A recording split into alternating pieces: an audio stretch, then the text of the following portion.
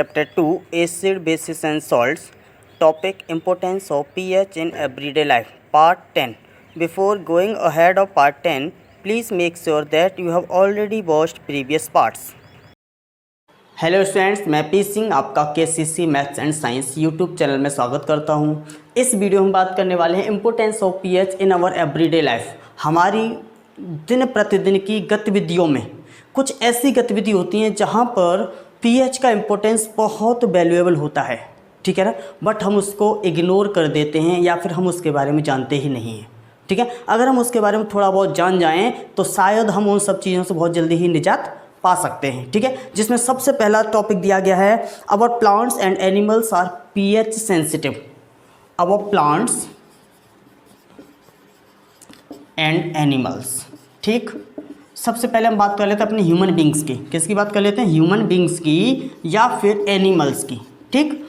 अब human beings और animals जो भी होते हैं वो एक बहुत ही narrow pH range, narrow means बहुत कह सकते हैं जिसमें गैप ज़्यादा नहीं होता, उस पीएच रेंज में वो सर्वाइव करता है। और वो पीएच रेंज आपकी है 7 से 7.8 तक। कितनी है? 7 से 7.8 मीन्स स्लाइटली बेसिक। इसको हम क्या बोल सकते हैं? Slightly basic. तो स्लाइटली बेसिक रेंज में हम लोग सर्वाइव करते हैं। अगर हमारी पीएच थोड़ी भी इधर उधर होती है तो हम तुरंत ही बीमारी का शिकार हो जाते हैं। बात समझ में आ गई? That is the pH of our body. अब बात करते हैं प्लांट्स की। किसकी? प्लांट्स की या फिर एक्वाटिक एनिमल्स की। तो आपने शायद देखा होगा एक होती है एसिड रेन। क्या होती है? Acid rain. और उस एसिड रेन की जो पीएच होती है दैट इज अबाउट 5.6। कितनी होती है? 5.6। अब 5.6 है मीन्स इट इज़ एसिडिक। अब एसिडिक पीएच होने की वजह से क्या होता है कि जब ये पानी बरसता है तो प्लांट्स, मोनूमेंट्स, जितने मोनूमेंट्स हैं, ठीक है, सबको, प्लांट्स हो सकते हैं, मोनूमेंट्स हो सकते हैं, अच्छी अच्छी बिल्डिंग्स हो सकती हैं, कोई भी आपके सामने नदी तालाब वगैरह हो सकते हैं, वो सब क्या होते हैं? एसिडिक हो जाते हैं या फिर उनकी जो चमक है वो कहीं ना कहीं धूमिल हो जाती है, ठीक है। मोनूमेंट्स की चमक धूमिल हो जाती है। और जब ये पानी आपका फ्लो करता हुआ रिवर्स, ठीक, पॉन्ड्स, लेक्स आदि में पहुंचता है, ठीक है ना, रिवर्स, पॉन्ड्स, लेक्स आदि में जब पहुंचता है तो उसकी पीएच भी लोअर कर देता है। लोअर मीन्स उसकी पीएच भी कम कर देता है। और जब उसकी पीएच कम होती है तो उसमें रहने वाले एनिमल्स, जिसे हम बोलते हैं एक्वाटिक एनिमल्स, क्या बोलते हैं? एक्वाटिक एनिमल्स, उनको सर्वाइव करना बहुत ही डिफ़िकल्ट हो जाता है। और इवन कभी कभी ऐसा हो जाता है कि उसके अंदर जितने भी एनिमल्स होते हैं सब डिस्ट्रॉय भी हो जाते हैं। बात समझ में आ गई? इसका मतलब क्या है कि हमारे जो प्लांट्स हैं, जो एनिमल्स हैं, सबकी अपनी एक पीएच है और उनकी पीएच में चेंजमेंट आएगा तो वो सर्वाइव नहीं कर पाएंगे। तो इसलिए हम कह सकते हैं कि plants and animals are pH sensitive. बात समझ में आ गई? सेकंड टॉपिक हमारे पास दिया गया है what is the pH of your soil in your backyard. हमारे खेत में, आसपास के क्षेत्र में जो सॉइल होती है उसकी पीएच क्या होती है, ठीक है ना। तो मैं बात कर रहा था सॉइल। तो हमारी जो सॉइल है, हमारे जो आसपास जो मिट्टी है, उसकी भी जो पीएच है वो भी कह सकते हैं कि बहुत ही इंपॉर्टेंट है। उसको याद रखना भी बहुत ज़रूरी है क्योंकि अक्सर क्या होता है, अभी थोड़ी देर में बताऊंगा मैं आपको, सॉइल की जो पीएच है वो 5.5 से 7 होती है, 5.5 से 7, जिसे हम बोल सकते हैं स्लाइटली एसिडिक, स्लाइटली एसिडिक। और इस रेंज में हमारे जो खेत हैं वो बहुत अच्छी खेती करते हैं या फिर बहुत अच्छी उपज वो देते हैं, ठीक है, बहुत अच्छी पैदावार वो देते हैं अगर इस रेंज की आपकी मिट्टी है तो। बट अक्सर क्या होता है कि हम उसमें खाद, यूरिया और बहुत सारे पोटास एटसेट्रा, या फिर हम कह सकते हैं जिंक, बहुत सारी चीज़ें किसान लेके आता है और अपने खेत में लगाता है।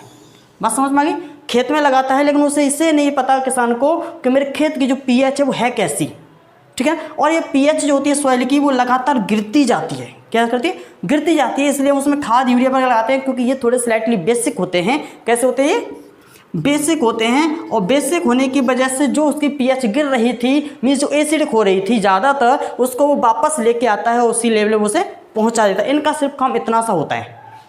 बात समझ में आ गई? लेकिन अगर कोई किसान अपने खेत की पीएच चेक करा ले और उससे पता चल जाए कि मेरे खेत की पीएच मान लीजिए एसिडिक है या बेसिक है, ठीक है ना, और मालूम पड़ा कि उसके खेत की अगर एसिडिक है तो खाद यूरिया काम की चीज़ है, ठीक है। लेकिन अगर बाई चांस ऑलरेडी वो बेसिक है उसके बावजूद वो खाद और यूरिया लगा रहा है, फिर भी कहता है कि मेरी फसल अच्छी नहीं हो रही। इसका मतलब उसने अपने खेत की पीएच चेक नहीं कराई है, क्योंकि उसकी पीएच ऑलरेडी बेसिक होगी, इसलिए उसकी फसल अच्छी नहीं हो रही है, इतनी खाद और यूरिया लगाने के बावजूद भी।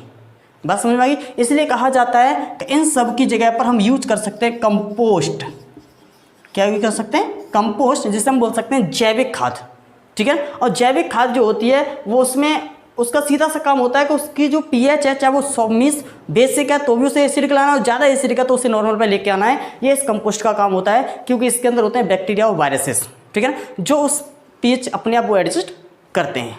बात समझ में आ रही? तो मेन चीज़ कहती है कि सॉइल है उसकी जो पीएच 5.5 से 7 तक होती है। हर किसान को अपनी पीएच हर साल साल में एक बार तो अपने खेत की पीएच चेक करा लेनी चाहिए, क्योंकि आजकल बहुत सारी मशीनें हैं जो पीएच को within few minutes check कर देते हैं। आपके खेत में जाएंगे 5 मिनट के अंदर 4 कौन से मिट्टी उठाएंगे, 5 मिनट में पीएच आपको चेक करके दे देंगे। ठीक है, तो 100-250 हज़ार रुपये का खर्चा आएगा, 100-250 100 या 1000, मैक्सिमम 1000 रुपये तक। लेकिन आप सोच के देखिए, अगर 1000 रुपये के खर्चे में आप साल भर एक्स्ट्रा यूरिया लगाने से बच गए, अगर आप 1 कट्टा भी लगाने से बच गए, तो आपकी पैदावार वहीं के वहीं आ जाएगी, आपकी जो खपत है वो वहीं के वहीं आ जाएगी। तो मेरा मानना है कि कम से कम साल में एक बार उसे पीएच चेक करा लेनी चाहिए। ठीक है, नेक्स्ट टॉपिक के पास है pH in our digestive system. Next topic है pH in our digestive system. चलिए अब हम उसकी बात करते हैं, डाइजेस्टिव सिस्टम की पीएच। ठीक है, अब हमारे डाइजेस्टिव सिस्टम में जो है सबसे पहले आपके पास आता है स्टमक। क्या आता है? स्टमक। और स्टमक में एक एसिड रिलीज होता है। इसका मतलब उस एसिड का काम क्या है?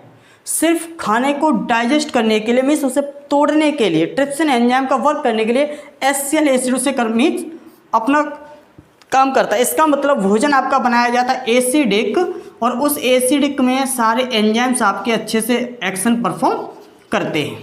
बात समझ में आ गई? अब एंजाइम्स परफॉर्म करते हैं, और जैसे ही भोजन हमारा स्मॉल इंटेस्टाइन में पहुंचता है, किस में पहुंचता है? स्मॉल इंटेस्टाइन में। ठीक, तो स्मॉल इंटेस्टाइन में वो हो जाता है बेसिक इन नेचर, जहाँ पर जाके उसका सारा एब्जॉर्प्शन शुरू हो जाता है और चीज़ें आपकी एब्जॉर्ब होनी शुरू हो जाती हैं। बात समझ आई? तो बेसिक नेचर में सारी चीज़ एब्जॉर्ब होती हैं, और एसिडिक नेचर में सारे एंजाइम्स आपके वर्क करते हैं, और स्मॉलर पीसेस ब्रेक किया जाता है अपने पूरे भोजन को। सिंपल सी चीज़ है कि डाइजेस्टिव सिस्टम में भी हमारी जो पीएच है पहले लोअर होती है, फिर उसकी पीएच बढ़ती है, तब जाके वो सारे एक्शंस परफॉर्म होते हैं। क्लियर हो गया? नेक्स्ट टॉपिक हमारे पास है pH change as the cause of tooth decay. PH change as the cause of tooth decay. Actually क्या होता है कि हमारा जो माउथ है, ठीक, अब हम बात करते हैं टूथ डिके। ओके, हमारा जो माउथ है उसकी जो पीएच है, ठीक है, उसकी जो पीएच है वो लगभग एसिडिक होती है, मीन्स 5.5 रेंज में रहती है।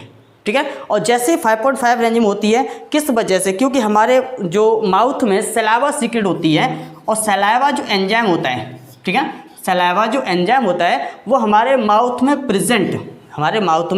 प्रेजेंट फूड या ग्लूकोज या अदर सब्सटेंस के साथ रिएक्शन करके, ठीक है ना, क्या करता है? उसके पीएच को लोअर कर देता है और पहुंचा देता है लगभग 5.5 तक, और जो कैसी होती है?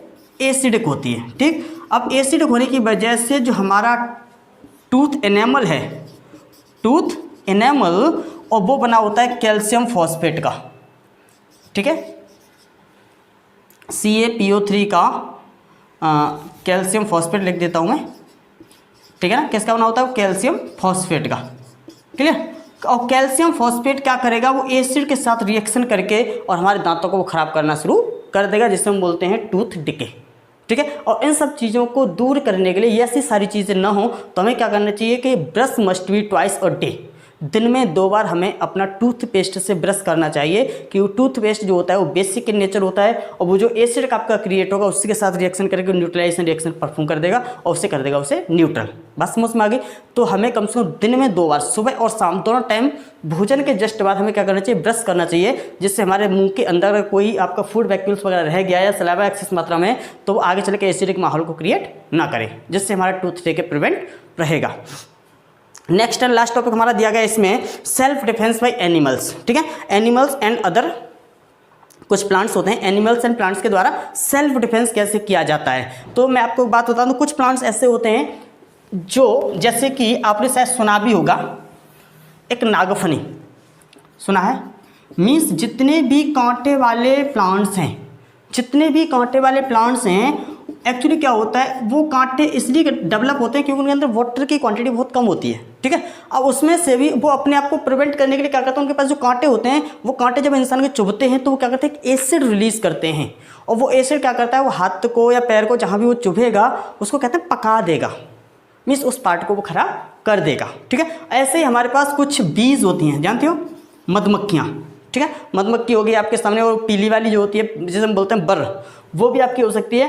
तो वो क्या करती हैं कि ये सब अपने आप को प्रोटेक्ट करने के लिए काटती हैं, बाकी उसका और कोई औचित्य नहीं होता। और बीज क्या कर दिया कि मेथेनोइक एसिड रिलीज करती हैं, जो बहुत ही पेन क्रिएट करता है, पेन और इरिटेशन, ठीक है। और जब ये काटते हैं तो बहुत ज़्यादा दर्द और इरिटेशन होता है, बस समझ में आई। क्योंकि बीज और ये सब क्या करते हैं, मेथेनोइक एसिड रिलीज करते हैं, जो हमारे लिए थोड़ा सा पेन और इरिटेशन देने वाला होता है, लेकिन इनका मेन काम होता है, ये अपने आप को सिर्फ प्रोटेक्ट करते हैं, बस में ये जानबूझ के नहीं काटते, सिर्फ अपने आप को प्रोटेक्ट करने के लिए वो एसिड रिलीज करते हैं, बस में। तो मिसल क्या है कि जो पीएच है वो हर अपनी आसपास की चीज़ों में कई जगह होती है, लेकिन हम लोग उसको ध्यान देते नहीं हैं। अगर हमारे जैसे बीज ने काट लिया, किसी ने काट लिया, तो हम उसको आसानी से मिस बचा सकते हैं। घर पे आकर के हम चाहे तो थोड़ा सा सोडा ले लें, पेस्ट ले लें, और पेस्ट भी हमारा बेसिक होता है, ठीक है ना। अगर इनो पड़ा है तो इनो भी हम उसे यूज़ कर सकते हैं। तो इन सब चीज़ के हम उसको न्यूट्रलाइज कर सकते हैं, ये ज़्यादा इरिटेशन हमें नहीं देगा, ठीक है ना। लेकिन हमें क्या है, इन सब चीज़ों के बारे में जानकारी होना बहुत ज़रूरी है, ठीक है। बात समझ में आ गई? ओके, ये टॉपिक खत्म होता है। Thank you for watching.